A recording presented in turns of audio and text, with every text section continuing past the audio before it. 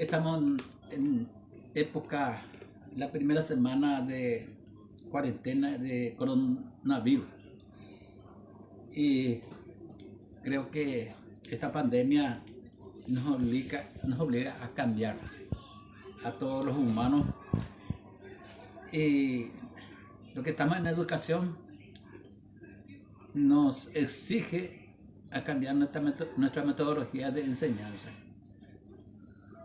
Entonces, la mayoría de los profesores andamos practicando cómo utilizar la tecnología para poder llegar a nuestros alumnos. Y bueno, quien les habla, el profesor Quiñones, prepara este documento para sus alumnos. Hablar de la técnica, tecnología, lo más avanzado en el mundo, es importante. Pero hablar de la agricultura es mucho más importante que todo eso. Porque puede desaparecer los aviones, puede desaparecer los barcos, todo lo que el hombre está haciendo puede desaparecer, pero con eso poco o nada cambia o va a cambiar. Pero si desaparece la producción de alimentos, ahí sí que estamos todos fritos, ¿sí? Termina el mundo.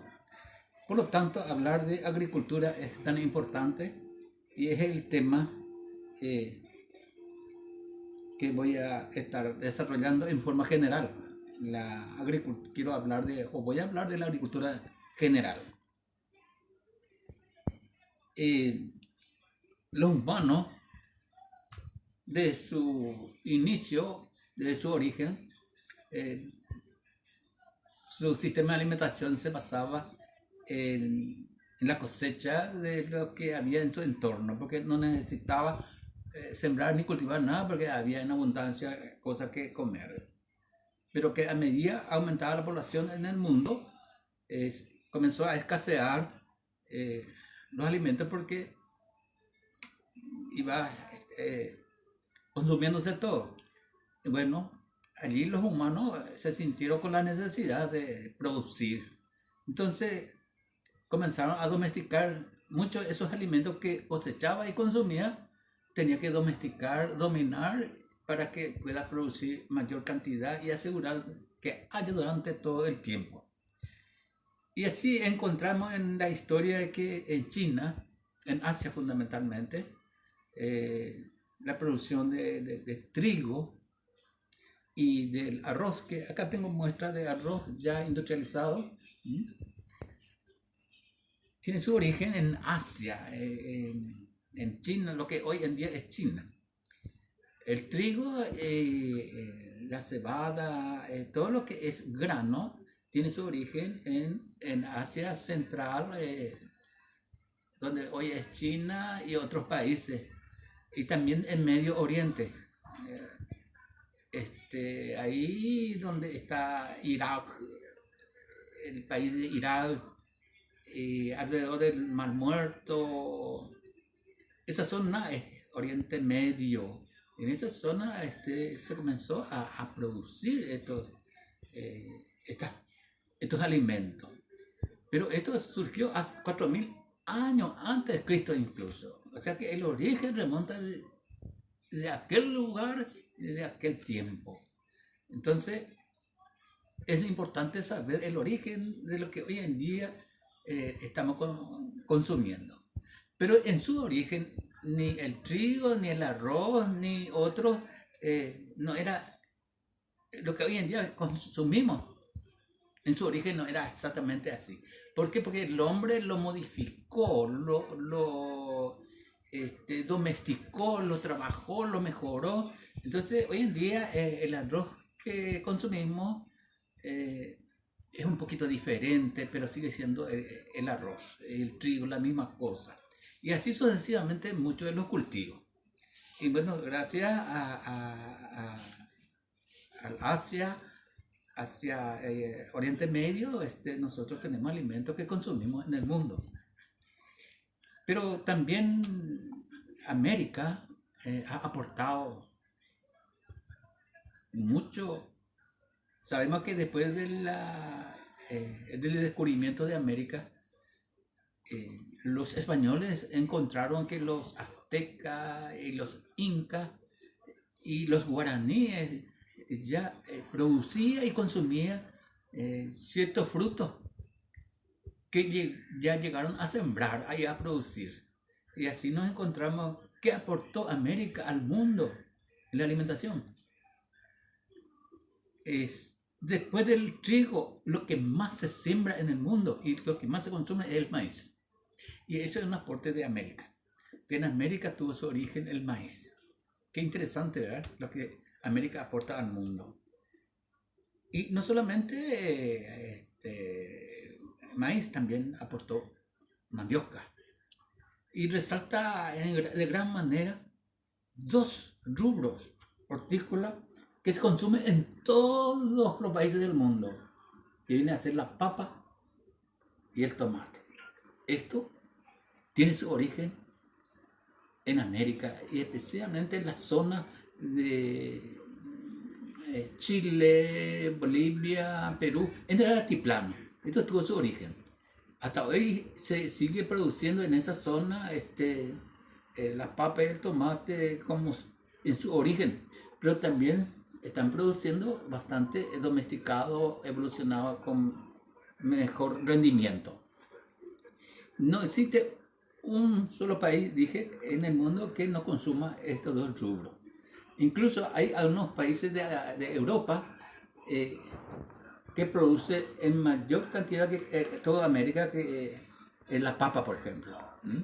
En América hay un promedio de rendimiento de la papa de 25.000 kilos por hectárea. Sin embargo, en Alemania y en Suiza se cosecha 50 a 60.000 kilos por hectárea. O sea que ellos están produciendo en gran cantidad estos cultivos de origen americano.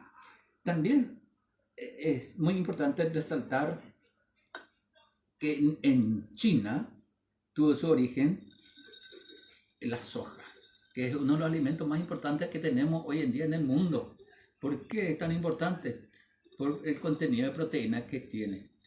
Tiene los mismos aminoácidos que tiene la carne vacuna. Por eso es tan importante la soja, que la mayoría de los paraguayos conocemos porque Paraguay es el tercer productor de soja de América y sexto productor en el mundo de la soja. O sea que la mayoría de los paraguayos, o todos los paraguayos, producimos y comercializamos la soja. También consumimos en pequeña cantidad. Y así, bueno, también acá tengo, y hablé ya del maíz, ¿no? El maíz es su origen América. Nosotros consumimos bastante el maíz de distintas formas. ¿Quién no come chipa? ¿Quién no come sopa de chipaguazú? El pororó. De distintas formas consumimos nosotros el maíz. Bueno, aunque no es el maíz nuestro alimento básico, porque nuestro alimento básico es la mandioca, ¿no? Que tiene su origen también América. Y bueno, se puede decir también que la calabaza y el zapallo es de origen de América. Ya los indígenas, los naturales, estaban produciendo y consumiendo esto. Entonces, América aportó en gran manera alimentos para el mundo.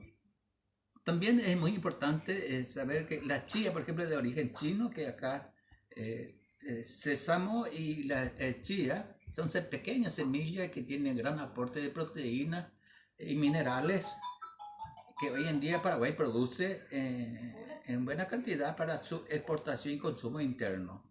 El sésamo, por ejemplo, se produce mucho en el norte y en el sur de la región oriental.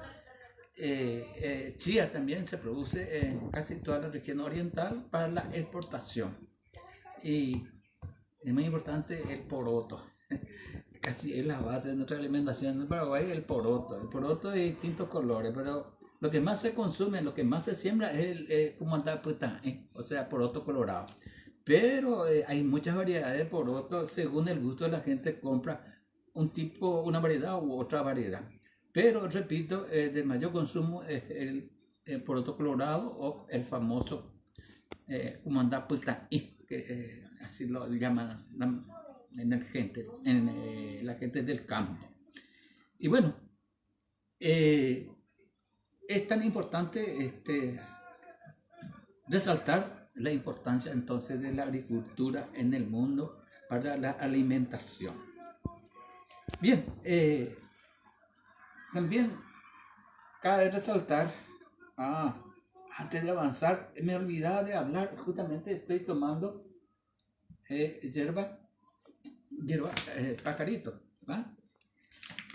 Tuve el honor de trabajar en la producción de la yerba mate, en la misma empresa yerba mate, en la producción orgánica, ¿sí? Acá se puede leer en el envase, dice producción orgánica. La producción orgánica consiste en producir la yerba mate sin utilizar insumos químicos, industriales o inorgánicos. Y que la sociedad que participa en su producción esté cubierto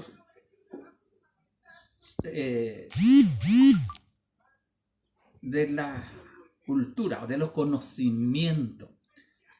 La gente que trabaja en la producción orgánica debe saber exactamente qué es su trabajo, qué es lo que está haciendo. Cuando está realizando una acción, tiene que saber qué significa eso, por qué está haciendo. Porque generalmente nuestra gente trabaja en forma mecánica, hace nomás las cosas sin saber por qué está haciendo ni para qué está haciendo.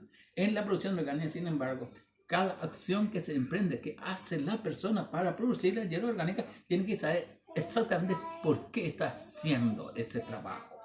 Por otro lado, toda la gente que trabaja en la producción orgánica debe estar cubierto con la seguridad de la salud. Debe cumplir con las leyes del país para que el producto que salga de su trabajo sea orgánico. Si no está cubierto en la salud del trabajador, no puede ser aprobado con producción orgánica. Es muy importante la parte social, entonces, de la producción orgánica de la yerba mate y otros rubros también que se está produciendo en forma orgánica, como la soja también, para la exportación. También debe estar cubierto si el trabajador tiene familia en edad escolar, tiene que estar cubierto, todo tiene que estar en la escuela, debe estar estudiando. Si tiene familia con la edad de estudiar y no lo está haciendo, entonces no puede ser reconocido el trabajo del productor como orgánico si no estudian los hijos.